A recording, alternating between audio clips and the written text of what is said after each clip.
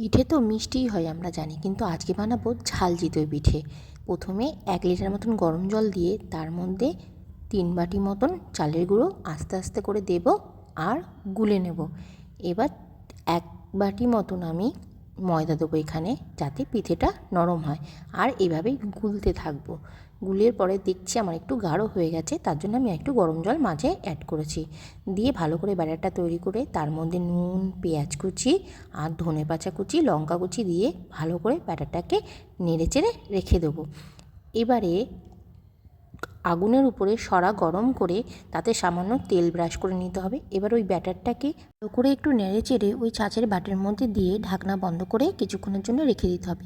এবার ওই ঢাকনা খুলে একটা কাঁচির সাহায্যে বা ছুরির সাহায্যে পিঠেগুলোকে তুলেই গরম গরম পরিবেশন করলে তৈরি আমাদের ঝাল চিতই পিঠে। বন্ধুরা, আপনারা কে কে এইভাবে পিঠে বানান একটু কমেন্টে জানান প্লিজ।